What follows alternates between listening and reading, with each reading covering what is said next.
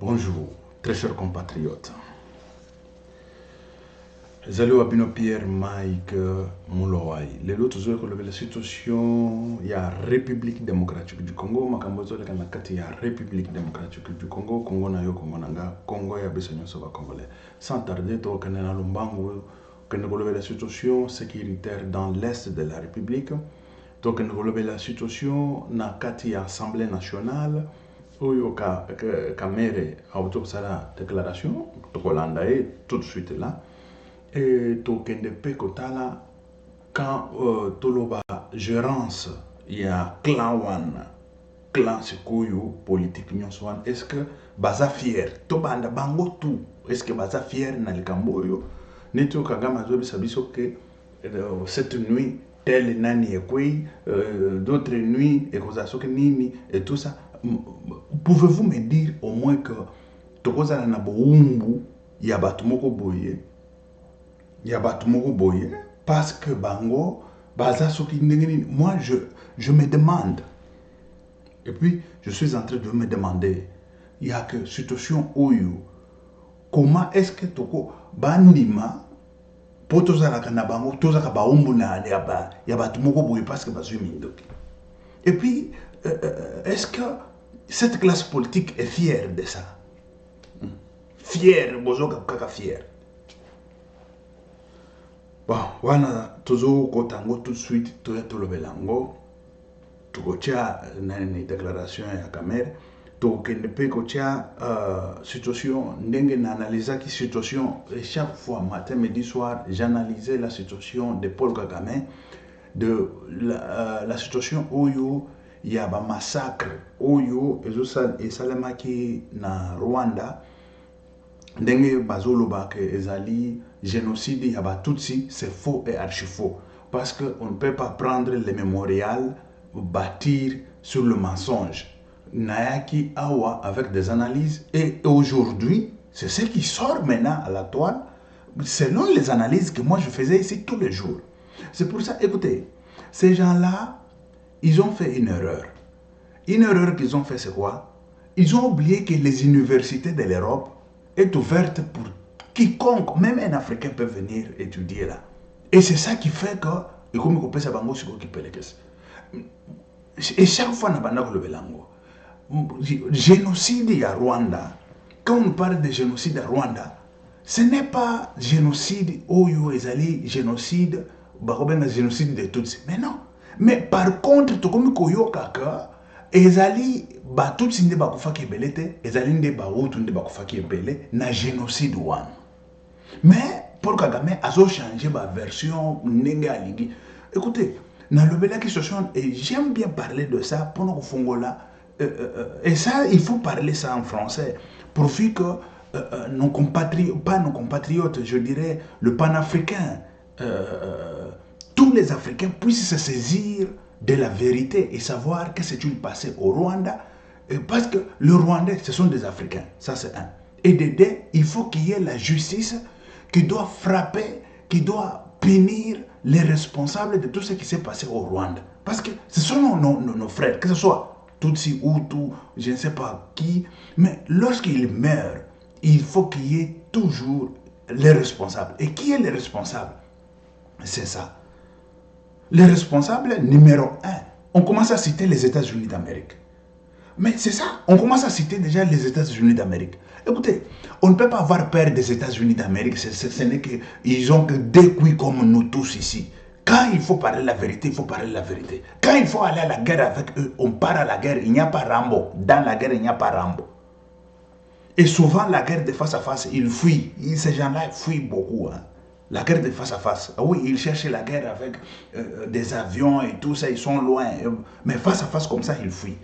Et c'est comme ça qu'il faut dire la vérité. La vérité, quand ça y est là, il faut dire la vérité.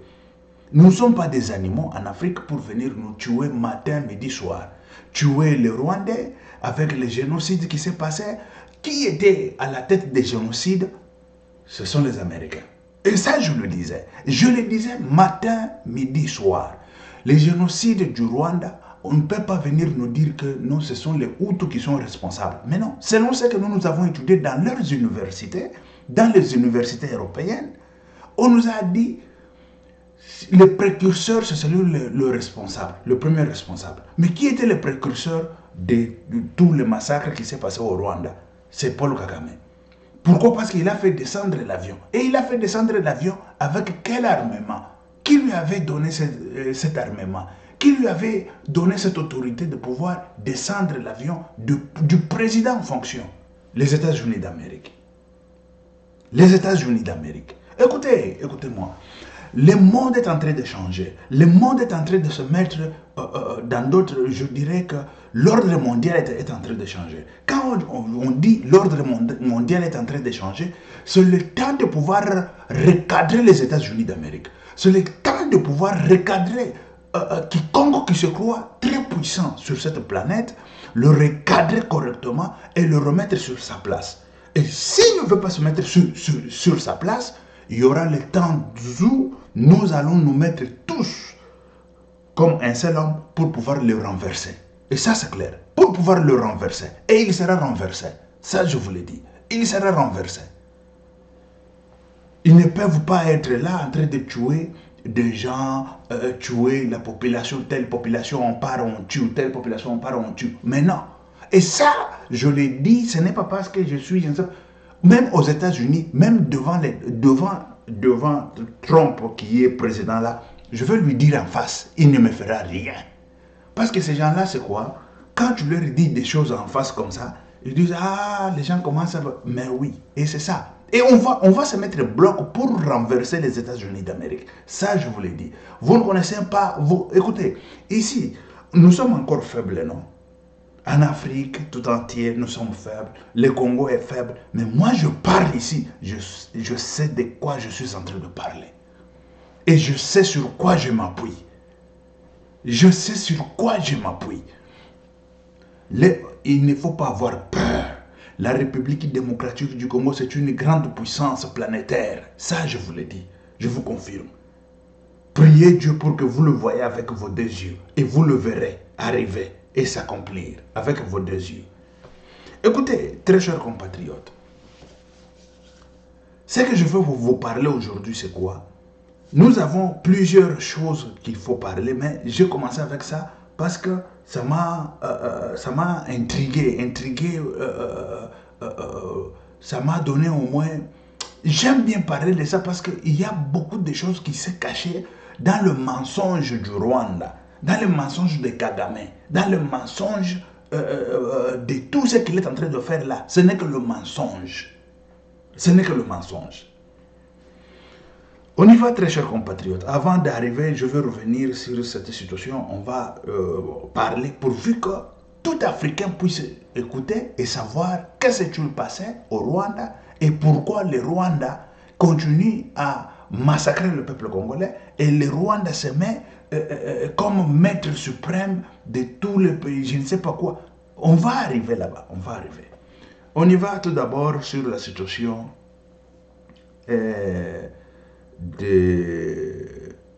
J'aimerais parler sur la situation, on commence sur la situation de l'Est de la République démocratique du Congo. Sur la situation de l'Est de la République démocratique du Congo, je vous mets tout d'abord au caméra et après on va discuter sur ça. Et je vous ai dit hier que le temps n'était pas de notre côté. Parce que parmi les députés, il y en a qui ne savent même pas où se trouve Minova, Nyabibwe et consorts.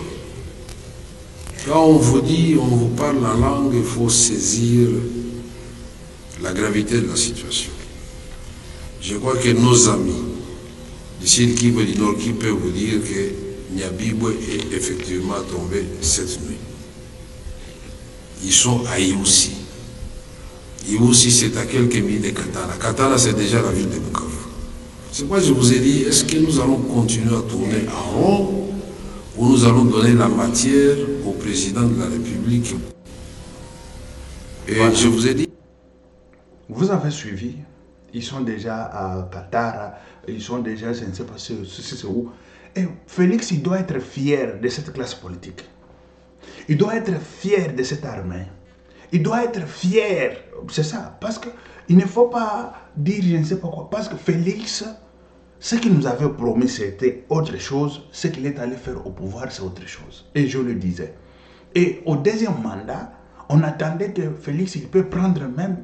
Parce que premier mandat, il y avait ce qu'on avait dit, on lui a volé 2 ans. Et tout ça, il a travaillé que 3 ans. Voilà.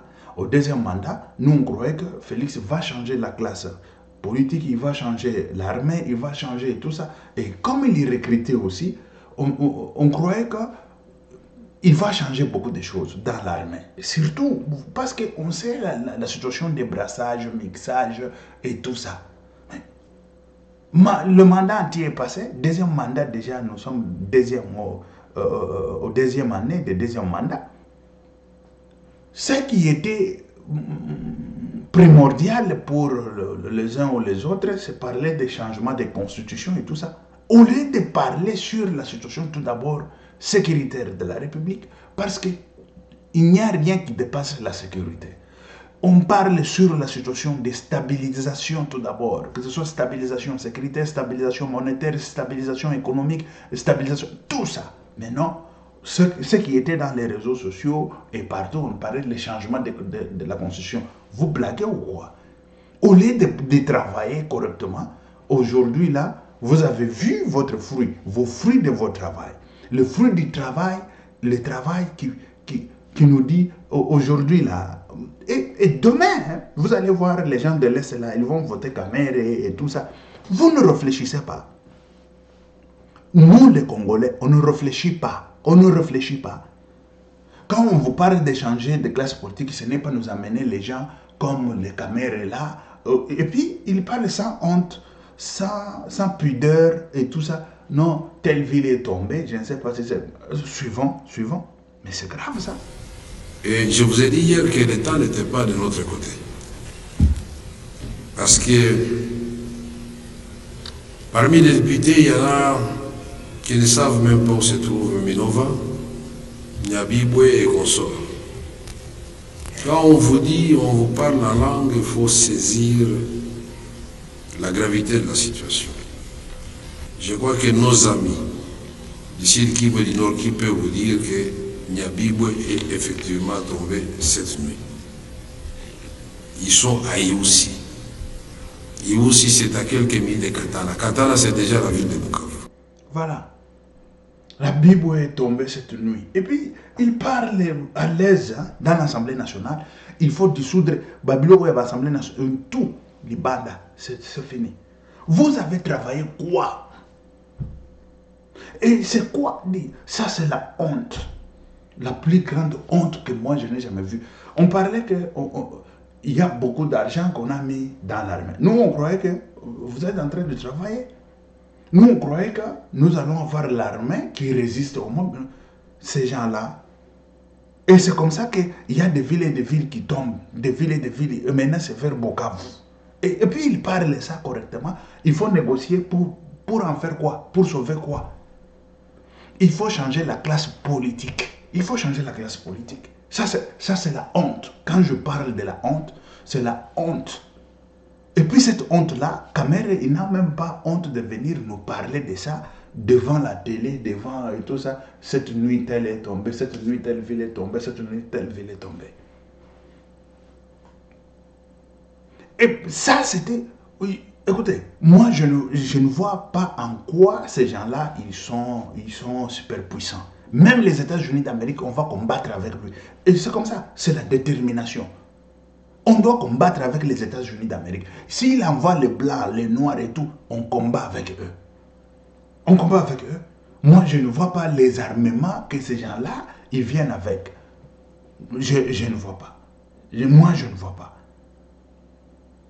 Et ça va continuer ainsi. Et puis, vous êtes fiers de cette classe politique que Félix ne voulait pas changer. Cette classe politique et cette armée que Félix ne voulait pas changer les généraux et les officiers, sous-officiers et tout ça. Cette classe politique ou cet armement et armée là, c'est comment ça? Ça, c'est quelle honte. C'est quelle honte. Et l'argent qu'on avait introduit dans l'armée et dans l'armement, c'est parti où? Et ça fait quoi? Et c'est comment? Nous voulons savoir ce que ça fait. Cet argent. C'est ça, nous voulons savoir. Et il est de notre droit de savoir qu'est-ce qui s'est passé avec l'argent qu'on avait introduit dans l'armement. Où on volait cet argent. On achetait quoi? On achetait quel armement? On achetait quel armement? Nous voulons savoir. Le Kalachnikov, c'est ça l'armement que vous êtes en train de nous chanter depuis tout ce temps ici, qu'on est en train d'acheter l'armement. Le Kalachnikov et les K, je ne sais pas, KD ou K, je ne sais pas quoi. C'est ça que vous appelez armement? C'est très grave. Quand Vital il parle ça, et puis il est, je ne sais pas, mais dit, ça c'est la honte. La honte de la classe politique. La honte je dirais, la honte de Félix a bombaki bino pourquoi? Totinda ki Félix a longola bino tout. Pour makambo ya boye, honte ya boye za la katena kata République démocratique du Congo. Honte ya lolengo za la kate. Pe bambongo boyibaka, bosalaka nango nini? On ne sait même pas. Bambongo boyibaka, bosalaka nango nini?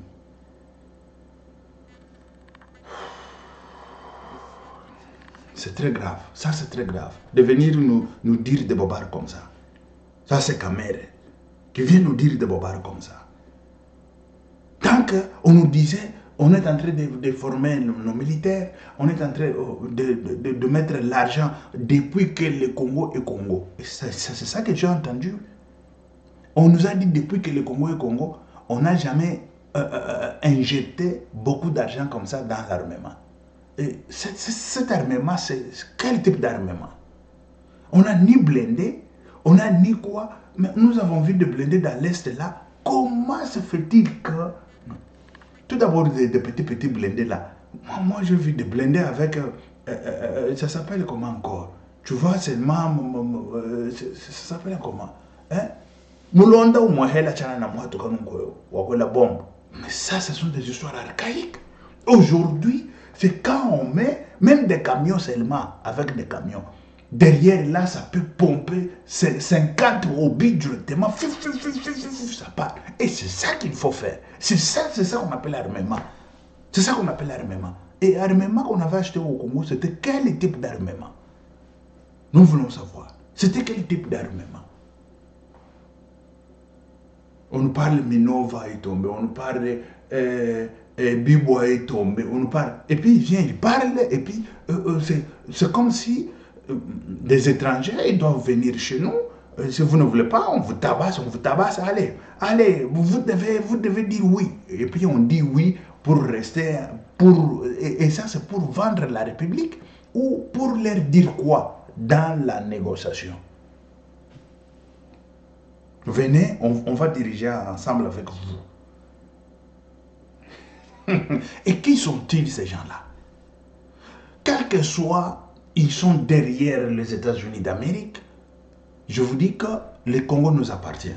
Et on doit se préparer à n'importe quelle éventualité, à n'importe quel ennemi. Quand il vient, on combat. Il faut combattre. Ce n'est pas on vient, on nous dit ce qu'on est en train de nous dire. C'est très grave. On nous parle, oh, Kagame, il est derrière les États-Unis d'Amérique. C'est quoi les États-Unis d'Amérique? C'est quoi même? C'est quoi même? Moi, je veux savoir. C'est quoi les États-Unis d'Amérique? C'est quoi? Ils sont qui?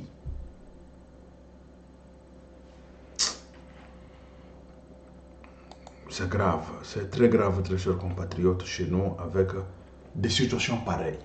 Avec des situations pareilles, moi, ça me rend malade. Ça me rend malade. Et ça, c'est l'irresponsabilité incroyable. Félix, c'était la fête. Lui, il croyait que le pouvoir, c'est la fête. Le pouvoir, ce n'est pas la fête. Le pouvoir, c'est le calcul d'un plus un. Le pouvoir, c'est on se met. Comment garder le pouvoir? Comment protéger le pouvoir? Comment protéger notre pays? Comment protéger notre peuple? Et c'est ça. Et quand on protège notre peuple, ce n'est pas on protège notre peuple contre les envahisseurs. Et c'est ça. Et les envahisseurs, avec quelle force? C'est avec notre armée. Et cette armée, qui bola armée. Qui bola armée, wana, oli, ochubakango batonga armée et bonga, ezaka bongo armée, mais on injecte l'argent et tout ça. C'est quoi ça comme histoire?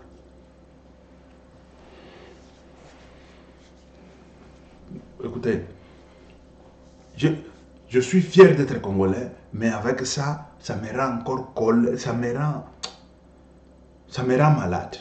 Ça me rend malade. De voir que nous ne sommes pas capables. Nous ne sommes pas capables, c'est le groupuscule des politiciens là, incapables de pouvoir gérer quoi que ce soit. Incapables. La corruption qui bat son plein, depuis des années, ça continue. Moi, je disais, Félix, lui, au lieu de prendre une nouvelle génération pour changer des données, lui, il est rentré chez les Munkamba Tanzemba, quelqu'un avec 100 ans à peu près. Ce sont eux. Hein. Les Kenga Wandondo qui venaient là-bas, ils ont signé je ne sais pas quoi pour le changement de la constitution et tout ça. Voilà des conséquences. Hein. Tu vois? Et c'est ça, dans l'Assemblée nationale, Kamere aussi, il n'a même pas honte de venir nous dire que Bibo est tombé depuis cette nuit et tout ça. N'importe quoi. Nyama imbécile.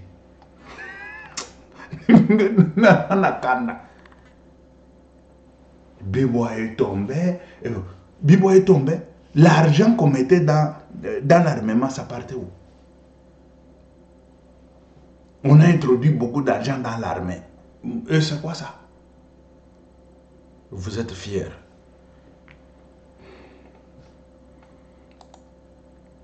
On y va, très chers compatriotes, sur la situation. Parce que quand moi je fais des analyses, des intellos. Quand je parle des intellos, c'est selon ce que c'est. Écoutez, par exemple, quelqu'un est malade, moi je ne peux pas venir diagnostiquer la maladie. La première des choses, je vais appeler le médecin. Parce que le médecin, ils savent comment diagnostiquer. Mais celui-ci, il souffre, ceci, cela. Les symptômes que nous voyons, c'est tel. Ça doit être quoi? Le médecin, il va te dire, écoute, ça, je vois comme ça, je vois comme ça, je vois. Moi, je donne confiance au médecin. Parce qu'il est médecin, il a étudié ça, et c'est comme ça. Il sait quels symptômes, avec quelle maladie, ça, c'est les symptômes de quelle maladie. S'il voit il y a vomissement, il y a ceci, cela, patata, il va te dire, non, si c'est une femme, elle peut être enceinte. Mais on ne peut pas dire à un homme qu'il est enceinte parce qu'il est en train de vomir. Mais si un homme il est en train de vomir, là, ça change, c'est pas, non, il est enceinte, non, on va dire, non. Si c'est une femme, la probabilité, ça peut être là qu'elle est enceinte. Mais l'homme, non. Mais ça, c'est la médecine. Mais moi, je ne suis pas médecin. Je ne peux pas entrer dans ces cas, dans ces champs de bataille de médecins. Ce sont eux qui vont diagnostiquer et nous dire au moins de quoi il s'agit. De la même façon, quand j'analyse des choses, par exemple sur la situation de Paul Kagame, sur la situation des guerres, sur la situation de criminalité et tout ça, je suis criminologue. Ça, c'est un. J'ai fait la psychologie légale, ce qui veut dire la psychologie bandit à criminel. On connaît ça. Je fais, la psychologie, c'est dans la criminologie. Nous voyons la psychologie légale, bien sûr. C'est ça que moi je vis, je ne sais pas à Kinshasa si on donne la psychologie dans la criminologie et quoi. Voilà. Parce que moi je fais la criminologie et puis on a fait la psychologie légale. C'est ce qui se passe dans l'Est de la République. C'est les symptômes de la corruption de la République démocratique du Congo.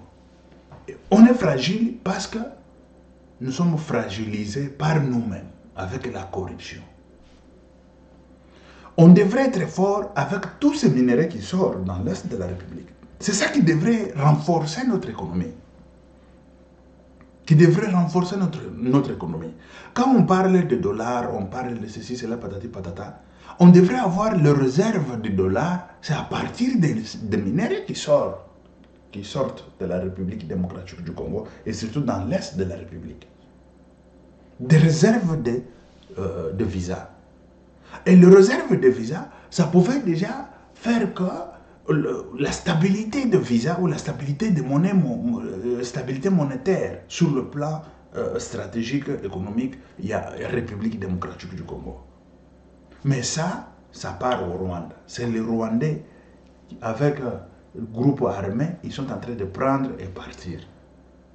Et nous avons que les yeux pour pleurer. Nous avons que les yeux pour dire, écoute, ceci, cela, oh, mais non. Et ça, c'est depuis la classe politique, depuis Mobutu est parti. Mais quand est-ce qu'on va finir ça? Quand est-ce qu'on va finir ça? La situation, par exemple, de ce que je parlais du Rwanda avec Paul Kagame, j'avais analysé ici, et je le dis et je l'ai toujours dit, selon ce que nous avons étudié, c'est Paul Kagame qui est le précurseur de tout ce qui s'est passé sur le terrain. Et qui est-il le chef? Le chef de Paul Kagame, les États-Unis d'Amérique. Et c'est les États-Unis d'Amérique qui est le premier précurseur de tout ce qui s'est passé au Rwanda. Et le massacre qui s'est passé au Rwanda, c'était prémédité déjà depuis les États-Unis d'Amérique. Parce qu'on savait déjà bien que Habyarimana, s'il mourait aujourd'hui, par l'assassinat ou par je ne sais pas quoi, il y aura les troubles qui vont s'installer dans ce pays-là. Et ces troubles-là, ça va descendre en République démocratique du Congo parce qu'il y aura des gens qui vont aller se réfugier en République démocratique du Congo. Et ils le savaient depuis. Et à partir de là, c'est là où ils vont profiter pour entrer en République démocratique du Congo et piller le minerai de la République démocratique du Congo.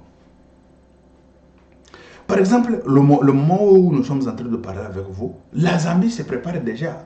La Zambie se prépare déjà. Il y a le gouverneur de la Zambie, il y a le militaire, je dirais c'est un militaire. Il a commencé déjà à faire des conférences de presse. Je peux vous mettre ça. On se prépare déjà en conséquence que des Congolais ils vont fuir Katanga, ils vont venir. Si la guerre est arrivée au Katanga, ils vont fuir Katanga pour entrer en Zambie. Ils commencent déjà à se préparer. Vous vous imaginez ça? Vous vous imaginez? Et c'est ce qui s'est passé dans l'Est de la République démocratique du Congo avec l'opération turquoise, avec l'opération... Tout ça a été bien préparé par les États-Unis d'Amérique pour piller la République.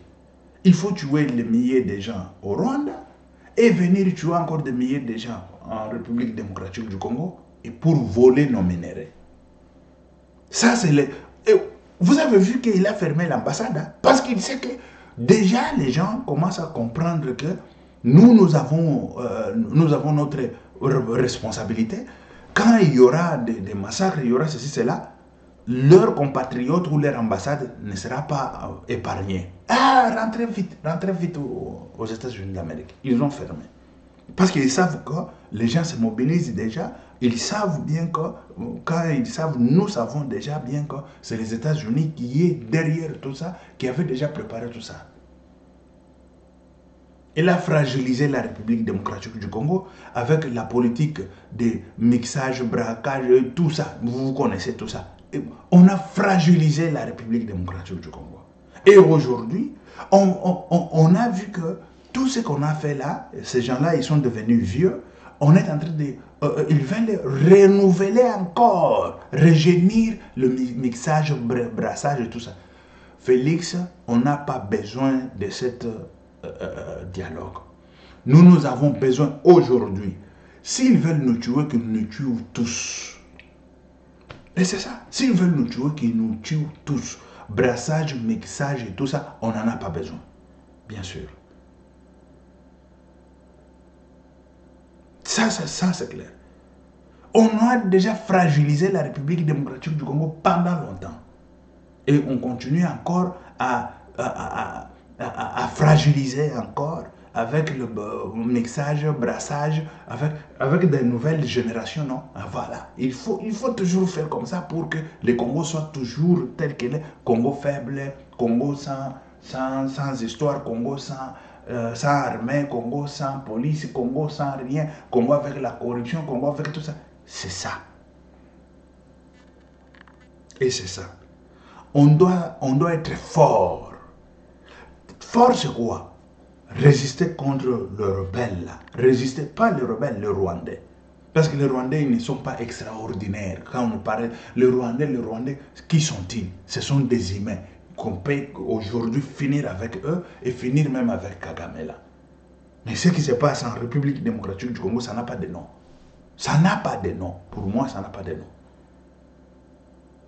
Parce qu'on avait déjà 5 ans qui vient de passer. Nous sommes allés au deuxième mandat. Il y avait déjà des temps de pouvoir commencer déjà à préparer notre armée. Préparer notre armée, ce n'est pas seulement injecter l'argent. Il a fallu débrancher tout ce qui était mixage, brassage, tout ça, des bandits criminels, tout ça. Et réformer l'armée. Quand on réforme l'armée, l'armée qui est correcte, l'armée qui est patriotique et l'armée qui est pour la République. C'est ça qui devrait être fait. Mais ça n'a pas été fait. Ça n'a pas été fait. Je ne sais pas si Kamere, il doit être fier de parler ce qu'il est en train de dire là. S'il est fier, je ne sais même pas s'il est fier. Je vous ai dit, au Rwanda, parce que Paul Kagame, il a fait que de mensonges et tout ça, les mémorials qu'il a battus là-bas sur le mensonge. On a tué les Tutsis, et la mort, le massacre des Tutsis, c'est quoi, génocide des Tutsis. Mais ce n'est pas ça. Aussi longtemps, on avait tué beaucoup de Hutus que les Tutsis. Parce qu'ils avaient les armes avec eux. Et ils avaient l'avantage de pouvoir tuer les gens qui n'ont pas des armes. C'est pour ça que les autres, ils se sont armés avec des armes blanches. Mais eux, ils avaient des armes à feu. Ils tuaient les Hutus plus que même les Tutsis. Ceux qui sont morts, c'était la majorité des Hutus. Ce n'était pas des Tutsis. Ça, je le disais que... Mais les mémorials, selon l'histoire, selon ce que moi j'entends, selon ce que moi je vois, ce n'est pas le massacre des Tutsis. Parce qu'il y avait des Hutus qui ont perdu la vie. On parlait, non, ce sont les Hutus modérés. Que ce soit modéré ou pas, mais c'est les Hutus qui sont morts. Ce qui veut dire que le mémorial doit être basé sur les génocides des Rwandais, pas des Tutsis. Génocide des Rwandais. Mais aujourd'hui, la vérité vient à la toile. Pour pouvoir dire que beaucoup qui sont morts à cette époque, ce n'étaient pas même les Tutsis, mais c'était les Hutus. Ce sont les Tutsis qui ont tué les Hutus. Bon, on ne veut pas entrer dans cette situation très calamiteuse, mais on parle sur la vérité. Les mémorials, et surtout quand on parle de mémorial, ça doit être basé, ça doit être très bien basé sur la réalité des choses.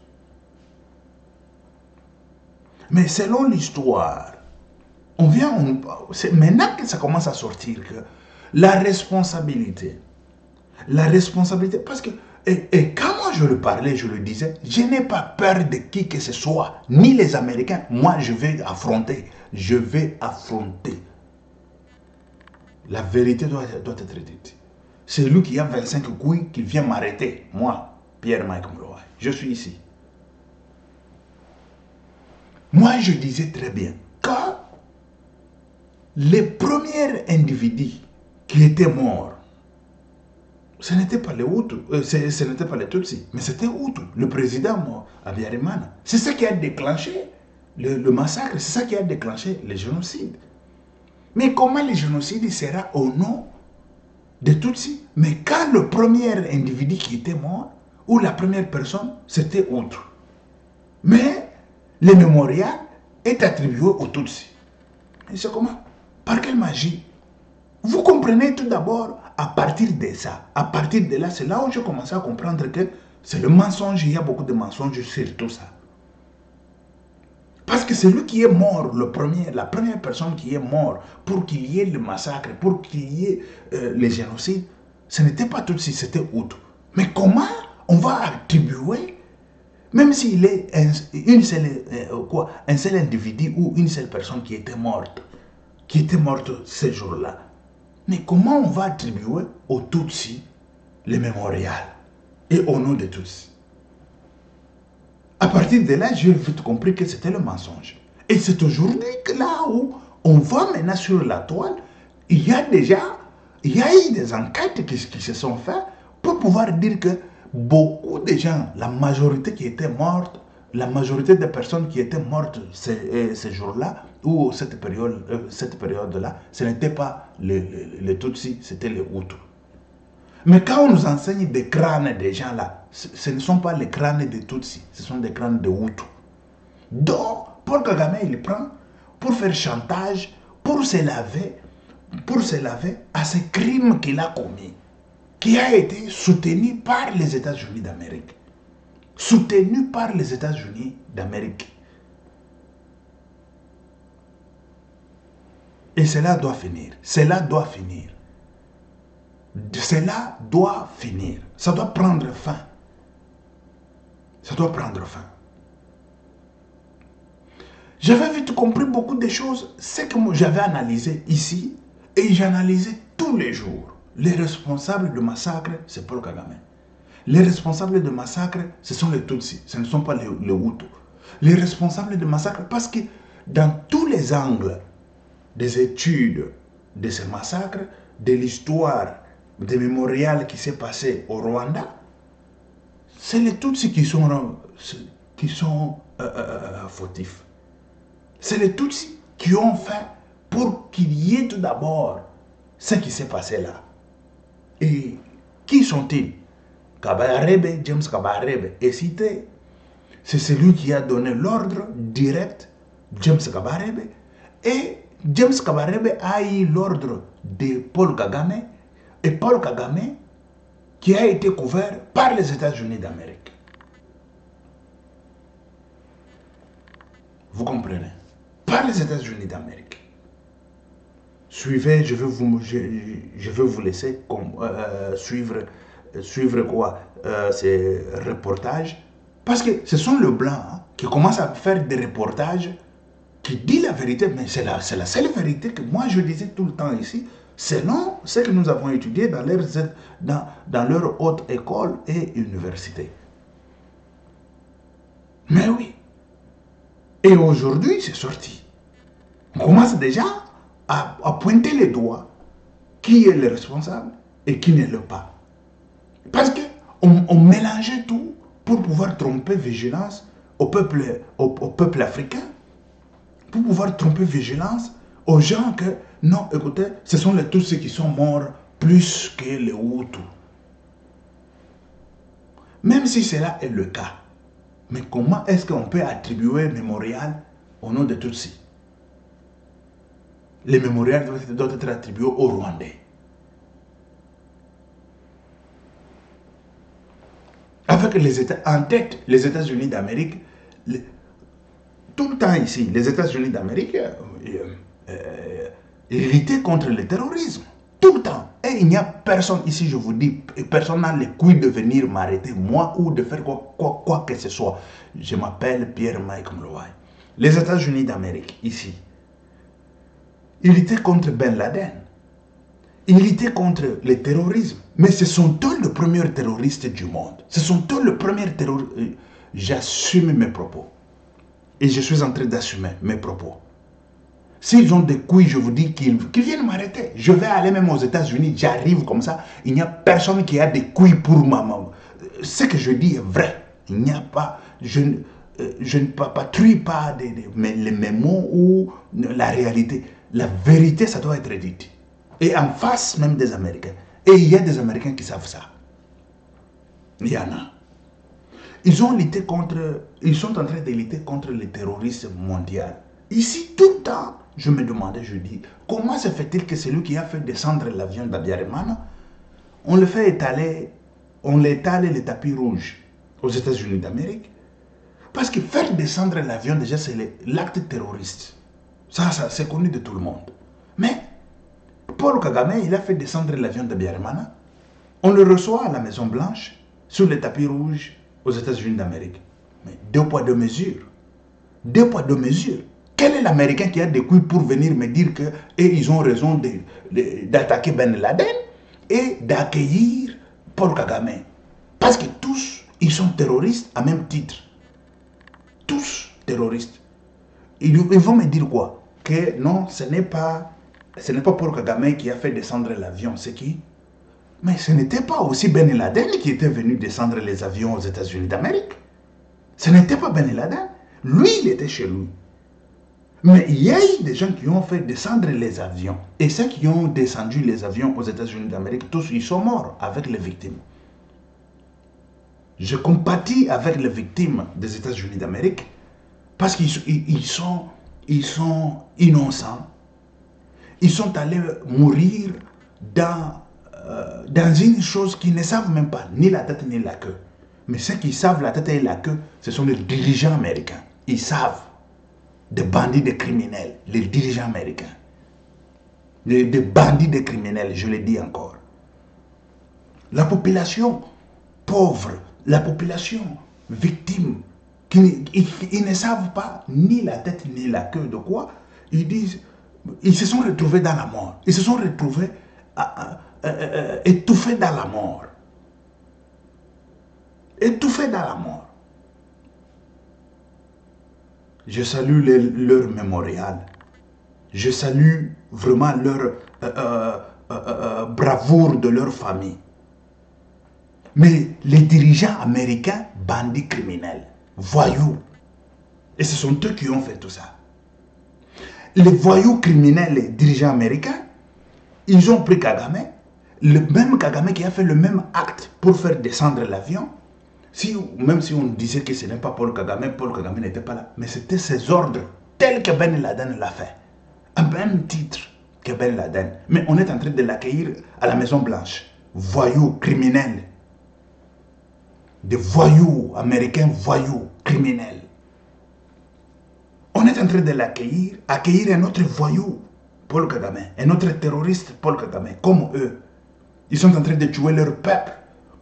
Moi, j'attribue la mort du terrorisme de Paul Kagame et de Ben Laden aux Américains. Je l'attribue, ce sont eux qui ont tué leurs propres frères et confrères et leurs propres concitoyens dans leur terre. Voyous criminels. Les voyous. Ils ont tué leur peuple, leur propre peuple dans leur terre. Voyous. Avec leur vaillouté, avec leur criminalité, et voilà, ils ont tué leur propre peuple, un peuple innocent, qui ne connaît rien. Un peuple innocent. Des voyous, des criminels. Ils sont en train d'appuyer Paul Kagame. Ils ont appuyé Paul Kagame pendant longtemps. Et des petits Français là, derrière le fesse des Américains. On doit quitter la francophonie. Il faut quitter la francophonie. Et Félix, on doit quitter la francophonie. Félix, c'est comment ça? Il faut quitter la francophonie. Une seule fois pour toutes. C'est quoi ça comme histoire? Avec des petits Français qui sont derrière le fesse des Américains. Les Américains, ils font des bêtises là-bas. Et ils sont là. Ils font des bêtises de l'autre côté. Et aussi, ils sont là. C'est quoi ça comme histoire? Mais il faut avoir des couilles pour pouvoir dire aux Américains, mais non, ça c'est pas bon. On doit être dans les logiques des choses. Et c'est ça l'histoire. Et l'histoire, la vérité ne peut pas être détournée. Même si les Américains veulent détourner la vérité est têtue. Et la vérité reste la vérité. La vérité reste la vérité. Ok, merci très chers compatriotes. Je vous propose cet élément. Vous allez comprendre que j'avais raison et j'ai toujours raison. Suivant. Et je... The presence of South African peacekeepers. Ça, c'est, avant que je vous propose cet élément, ça, c'est le président de Sud-Afrique. Il plaide, il dit, pour pouvoir envoyer la force, et cette force en République démocratique du Congo, et cette force doit rentrer encore dans leur pays. C'est-à-dire, il ne faut pas que les gens partent là-bas, meurent comme ils sont en train de mourir en République démocratique du Congo avec l'attaque de M23 et le Rwanda. Et c'est ça que le président Ramaphosa parle dans le réunion des Africains. Et après, je vous propose, bon, c'est en anglais. C'est un peu, il y a beaucoup qui ne parlent pas anglais. Au moins, les gens qui sont dans des pays anglophones, ils doivent et ils vont comprendre. Mais je vous propose déjà l'histoire du Rwanda. Et après, s'il y a moyen, je vais vous proposer aussi Ramaphosa. Perpétré en 1994 au Rwanda a refait l'actualité ce mois-ci. Parlé à l'instant dans les titres, le génocide perpétré en 1994 au Rwanda a refait l'actualité ce mois-ci avec la parution d'un article du quotidien britannique Guardian intitulé America's Secret Role in the Rwandan Genocide, un papier d'Hélène Epstein, universitaire américaine spécialiste des droits de l'homme et de santé publique, qui a suscité la polémique et soulève des vagues au Rwanda. Alors quelles sont les raisons de cette polémique et que disait réellement l'article? Bonjour Jean-Baptiste Nardès. Bonjour Clément. Alors selon certains articles très documentés, le FPR, le Front Patriotique Rwandais de Paul Kagame, l'actuel président du Rwanda depuis 2000, serait à l'origine de l'assassinat du président rwandais Juvenal Habyarimana le 4 avril 1994, l'étincelle qui a déclenché le génocide. Une thèse qui n'est certes pas nouvelle mais qui est très bien informée et qui insiste aussi sur les liens entre Washington, la CIA et Paul Kagame. Et donc au lieu de l'habituelle implication française, ce sont en effet les États-Unis qui sont pointés du doigt dans le rôle sur le déclenchement du génocide rwandais de 1994. Et alors Jean-Baptiste, quelle est la nature précise de ces relations entre Washington et Kagame? En fait, la question qu'il faut se poser, c'est comment cet ancien chef des services de renseignement ougandais et membre de l'ethnie Tutsi a-t-il pu s'imposer au Rwanda? L'article du Guardian ne laisse guère de place au doute. C'est bien la CIA qui a armé et soutenu le Front Patriotique Rwandais depuis l'Ouganda. Je suis donc allé interroger deux personnes qui connaissent très bien le dossier. Première personne, le colonel Jacques Hogarth, présent au Rwanda dès juin 1994. Et selon lui, Paul Kagame, ancien élève de l'école de guerre de Fort Leavenworth au Kansas, est, je cite, soutenu par le clan Clinton et notamment par Madeleine Albright depuis toujours. Seconde personne, la spécialiste de l'Afrique, Leslie Vine, qui estime elle aussi que les États-Unis soutenaient déjà Paul Kagame. On l'écoute tout de suite. Le FPR, donc l'armée de Kagame, a été armée en Ouganda. L'Ouganda est quand même un pays, un précaré américain. Les armes arrivées à Kagame par l'Ouganda, c'est la base arrière du FPR et l'Ouganda. Bien sûr que l'implication des Américains est très importante. Je pense qu'à ce moment-là, ils voulaient remettre les pieds en Afrique. Ils voulaient aussi se débarrasser de Mobutu qu'ils avaient mis au pouvoir, mais ils n'en pouvaient plus. Donc ça a été le début de l'arrivée des Américains en Afrique. Depuis les années 90, Washington s'intéresse en effet à la région des Grands Lacs pour des raisons stratégiques et économiques. Son sous-sol est riche en ressources minérales rares et précieuses. Le colonel Hogarth, qui commandait un des trois groupements de l'opération turquoise, de l'opération militaire française autorisée par l'ONU en 1994, explique pour sa part que le Rwanda et l'Ouganda seraient actuellement les deux supplétifs locaux des États-Unis soutenant des groupes armés au Kivu et au Katanga. On l'écoute tout de suite. Cette région est stratégique à plusieurs titres et elle a notamment dans son sous-sol des richesses fabuleuses et des métaux très rares et on parle du coltan comme un des exemples plus connus. Enfin, on a aussi le granate, on a des métaux rares, etc. Donc c'est une région très importante au plan des ressources, je dirais, mondiales, et placée au cœur de l'Afrique. Donc les Américains ont longtemps évidemment été fascinés par cette région pour des raisons économiques et stratégiques. Et le colonel Hogarth expliquait précisément où vont ces ressources minières actuellement. Les Américains ont cherché à mettre cette région sous leur contrôle. Voilà, aujourd'hui c'est quasiment le cas, puisque toute cette richesse phénoménale du Katanga, du Kivu est exportée vers les ports est-africains à destination de compagnies américaines, israéliennes ou britanniques. Jean-Baptiste, alors vous nous avez expliqué clairement les intérêts de Washington dans la région, mais c'est l'État rwandais de Paul Kagame qui est aussi mis en cause dans cet article, n'est-ce pas? Tout à fait. Selon un journaliste spécialiste de l'Afrique que j'ai interrogé en off, le pouvoir rwandais a très mal reçu cet article, accusant son auteur de réécrire l'histoire et de faire du révisionnisme. Le pouvoir rwandais dénonce ainsi une inversion des rôles avec des Tutsis qui seraient en fait les vrais coupables et les génocidaires les vraies victimes. Pour les yeux étrangers à l'Afrique, l'affaire du génocide rwandais est terrible, mais relativement simple. Ce sont des Hutus qui ont massacré durant l'année 94 plus de 800 000 Tutsis au Rwanda. Et point barre.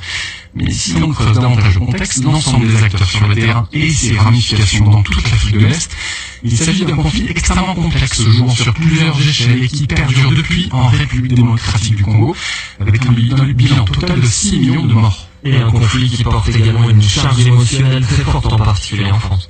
Oui, en effet, 2 enquêtes successives des juges d'instruction français Jean-Louis Bruguière et Marc Révic ont livré des conclusions contradictoires à incriminent respectivement Paul Kagame et des extrémistes Hutus.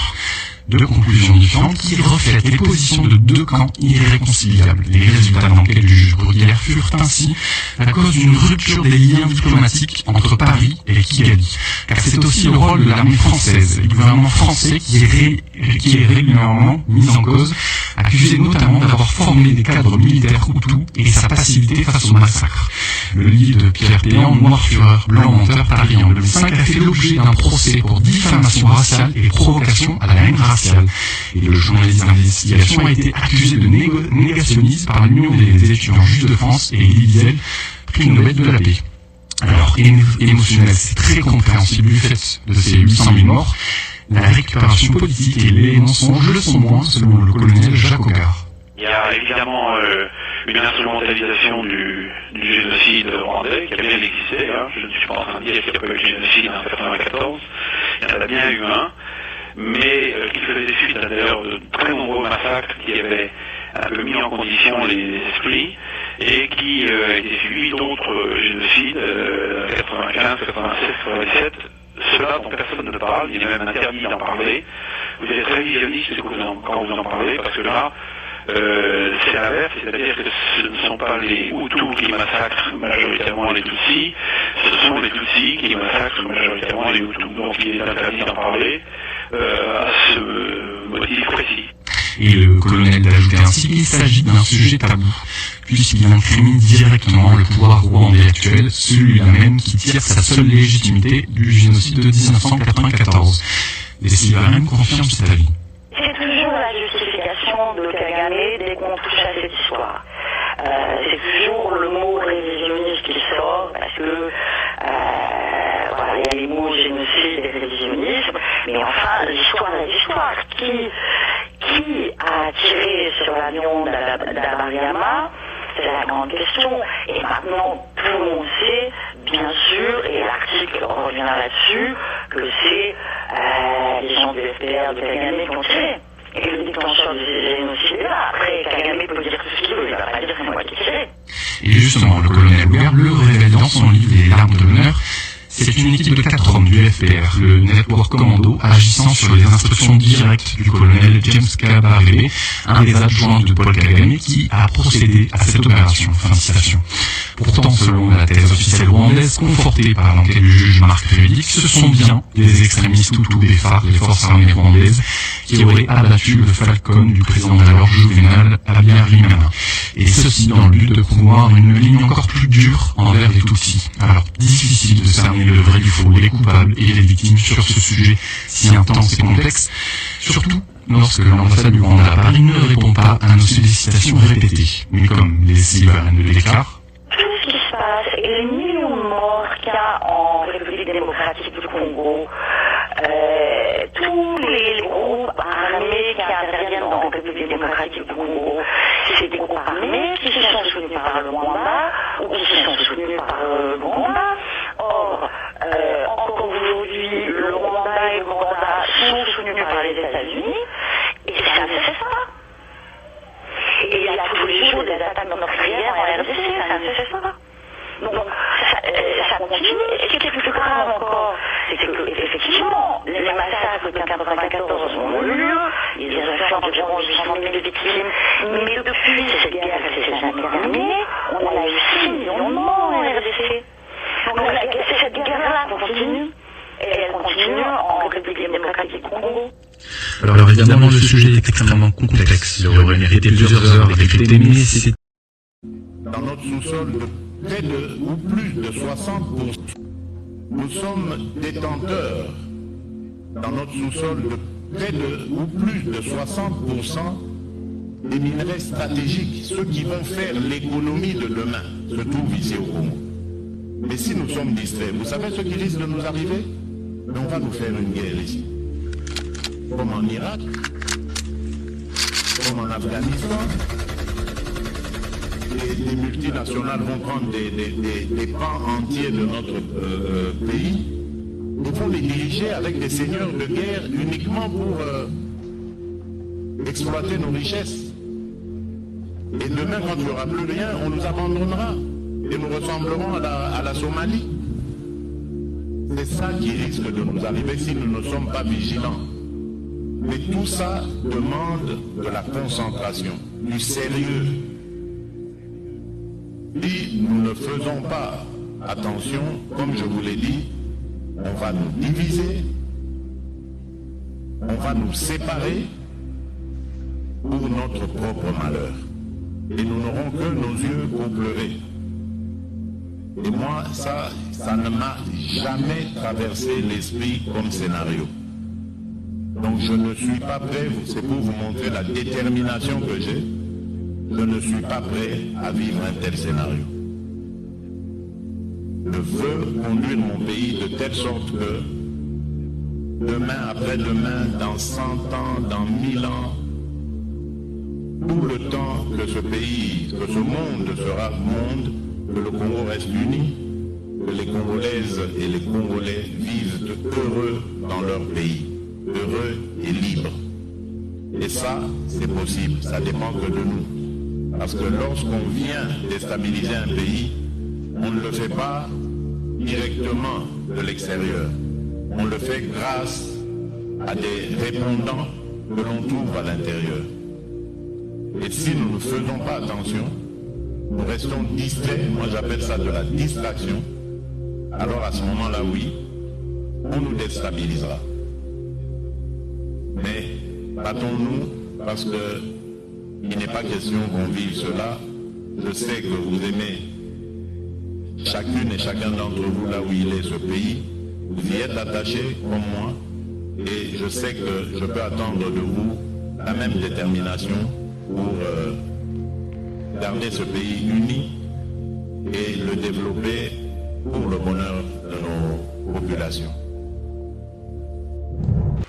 The presence of South African peacekeepers in the eastern DRC is testament to our continued commitment to peaceful resolution of one of the world's most intractable conflicts that has gone on for years and that has cost millions of lives and displaced many people.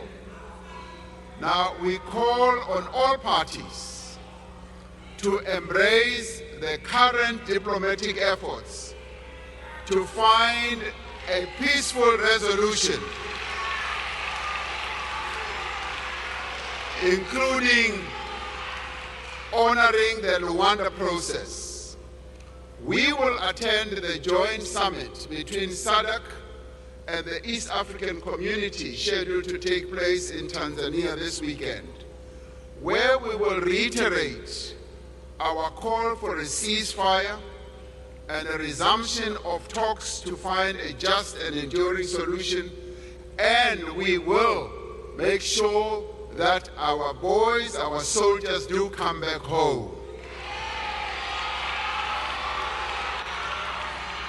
We have always believed that the freedom that we won and the international solidarity from which we benefited does impose a duty on us to support the struggles of those who continue to experience colonialism and oppression.